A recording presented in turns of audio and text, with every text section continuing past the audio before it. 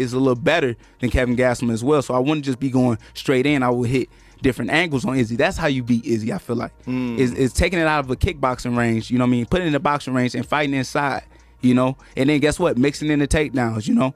But guess what? It's kind of hard to take down Izzy. But Israel Adesanya and Joaquin Buckley recently got into a fiery back and forth that caught the attention of many MMA fans. It all started when Adesanya watched Buckley's fight with Kamaru Usman and gave a harsh opinion. Adesanya didn't just say he didn't like Buckley's fighting, he said he actually hated him. Buckley clapped back hard, telling Adesanya not to hate him, but to hate the farmer who took his belt. He even brought up where Adesanya is from in a not-so-nice way. Then, when a fan suggested Buckley move up a weight class and fight Adesanya, Buckley replied, "Not a bad idea." That short comment added even more fuel to the fire, and now people are wondering if we'll see the two fighters actually settle things in the octagon. It's the kind of drama that gets fans talking and wondering, what if?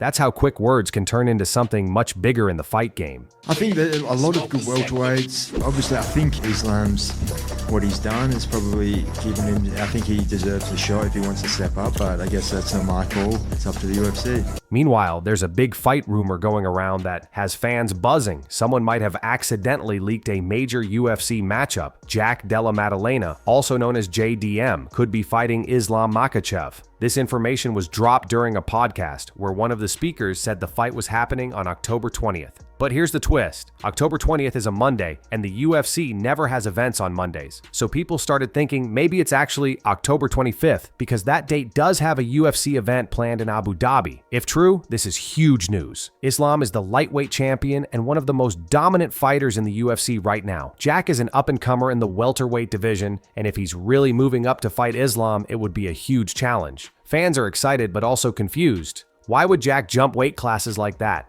Could he be filling in for someone else? Or is this just a misunderstanding? Either way, the rumor has made a lot of noise, and people are waiting for the UFC to confirm what's actually going on. Leaks like this get fans hyped because it feels like we're getting secret news before the official announcements.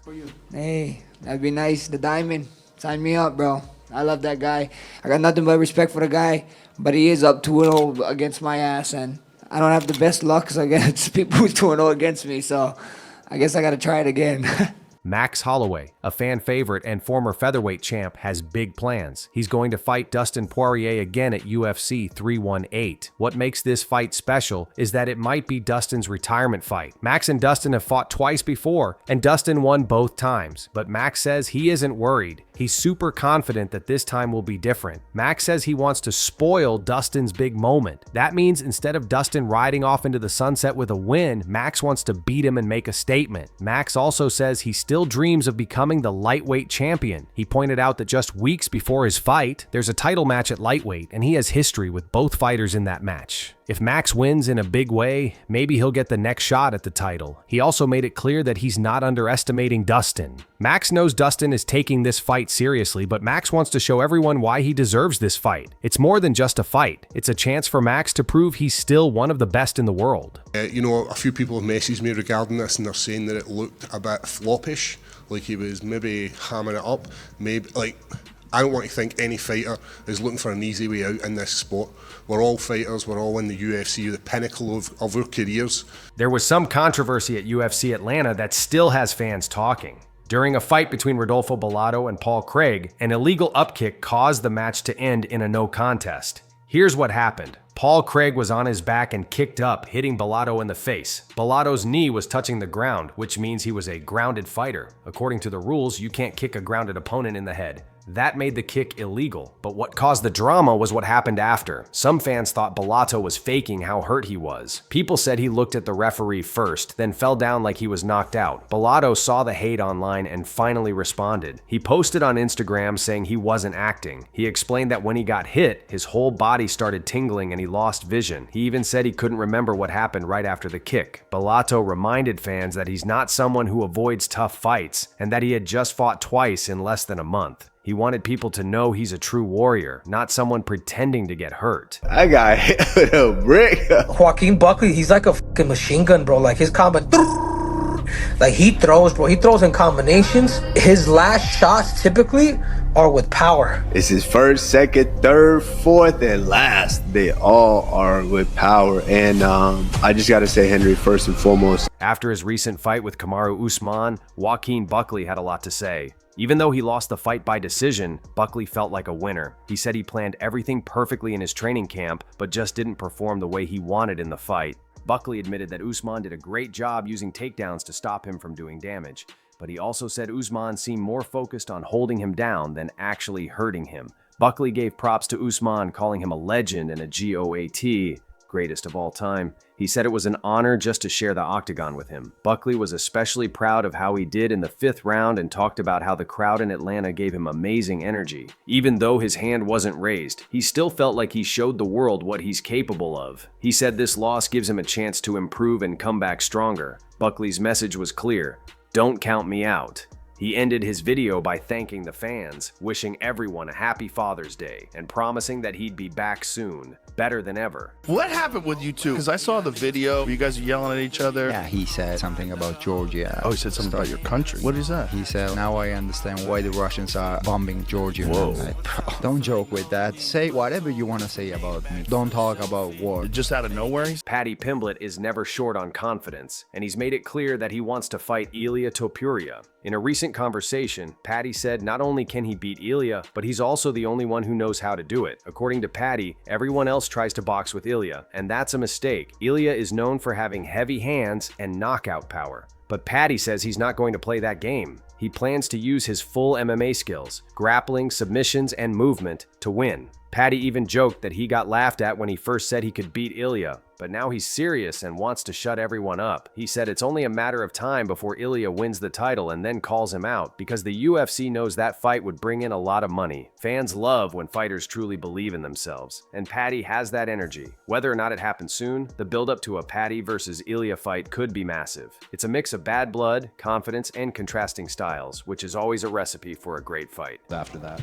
No, I feel good. He was saying he was looking through me, but the whole time I was thinking, well, I'm going to run through you. So, I don't know.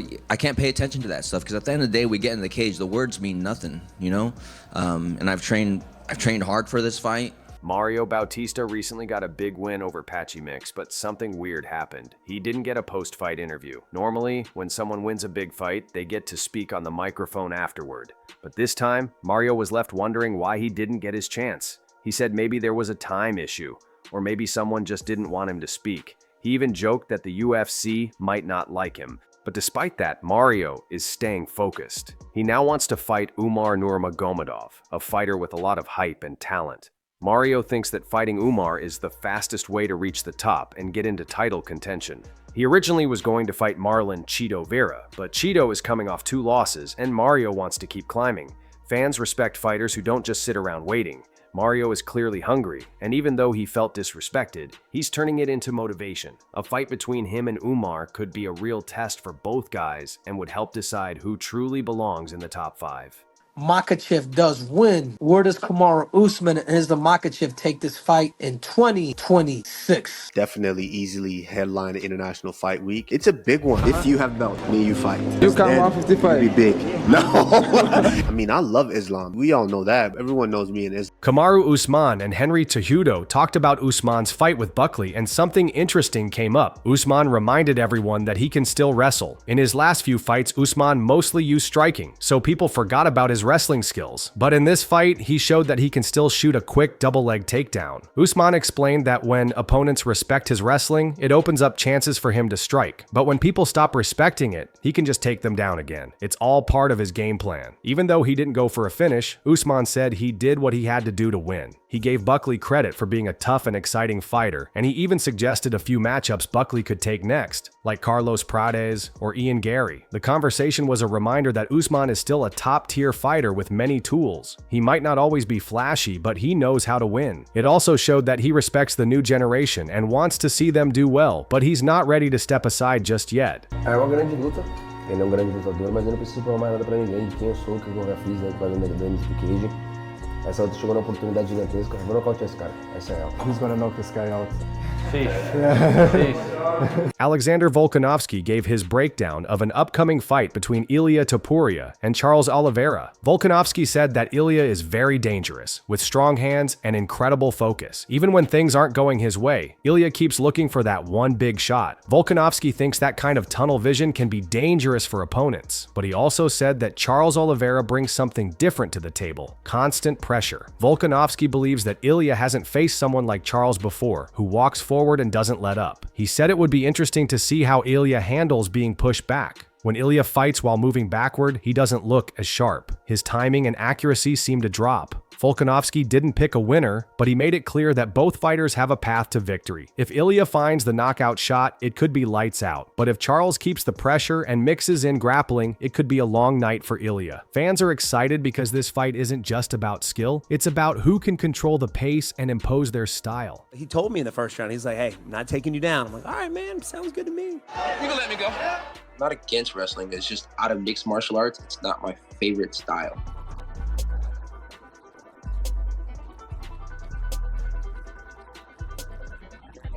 Finally, there's a possible rematch in the works between Stephen Wonderboy Thompson and Kevin Holland. They fought back in 2022, and Wonderboy won after Holland's corner stopped the fight due to a broken hand. But now, both fighters seem interested in doing it again. A podcast recently talked about how it would be a great fight to make, especially since both men are in the later parts of their careers. Wonderboy saw the clip and reposted it, saying that both matchups mentioned, him versus Holland or versus Luque, sounded exciting and possibly even worthy of being a main event. Holland replied directly and said they should scrap Wonderboy's current fight in July and run it back instead. Fans love rematches when there's unfinished business, and this one definitely feels that way. The first fight had great moments, and both guys are known for being exciting and respectful fighters. A second fight would be a real treat for fans who love striking battles. Whether it happens this year or not, the door is clearly open, and both fighters are down. All it takes now is for the UFC to book it.